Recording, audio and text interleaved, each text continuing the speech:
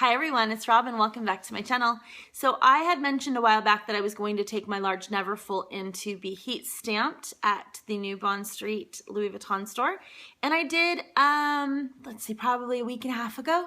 And I am so happy. I love it so much. It looks so good. So I wanted to share that with you and share my experience and my very limited knowledge on, I'll basically tell you what I found out and what I know, but I don't by any stretch know everything about the process. Just the few questions that I asked, I'll share what I found out. So I got this particular strap done. On the Neverfulls, you can only heat stamp what is considered the front of the bag, and that is, so this is the flap side. This is considered the front of the bag, and you can only heat stamp that. They can't heat stamp on the flap side because I don't know why. I decided to go with the red because I thought it just looked really nice with the lining. Most people go with the gold. I think that looks great. I probably would have been happy either way. But for some reason, just that red, it just seemed, I don't know. I saw it and I said, oh, red for sure. And the lovely lady who was helping me, and her name escapes me, and I'm a horrible, horrible person.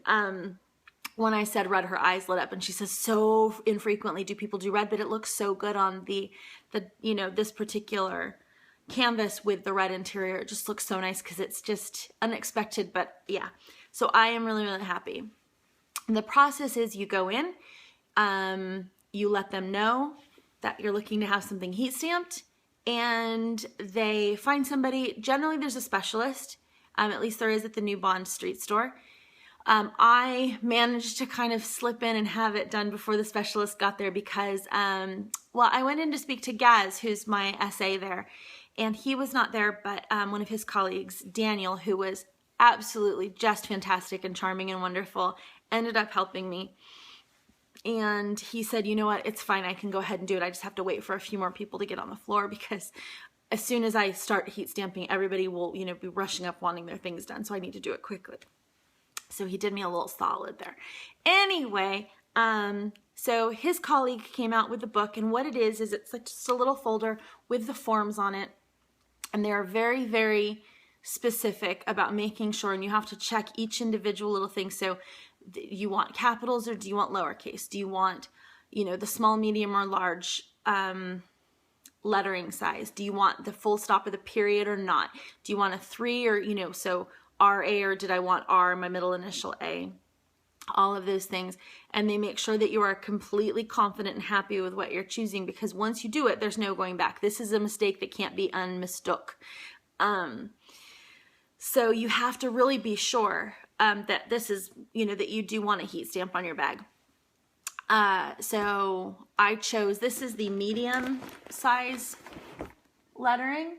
I feel like anything bigger, it looks so bright. It's not that bright. I don't know why this shows up almost like an orange, and it totally matches, guys. So that's the medium. I feel like any bigger would have been crowding because I've got like the A, comes out at an angle. If my initials were like TI or something, I probably would have done the 3 because it would have been more straight up and down. But because that A kicks out, to the side, I didn't want it to be crowded. Or I could have even gone with a larger monogram if I had, but anyway, if I had the more, I don't know. So you go through each part individually, and then they've got 2 sheets, and they're kind of like clear plastic so that they can lay it over the item that you're monogramming so that you can kind of see what it is you're going to be getting and make sure that you really like it. And then if you have any last minute, instructions or requests, you can do them there, do them then. And then they have the color swatches, and there's like a shiny gold, sort of like a matte bronzy gold, like sort of. There's a silver, I think. There's white, there's black, there's blue, there's yellow, there's green, I think. I want to say there's about 10 colors, and then the red, of course.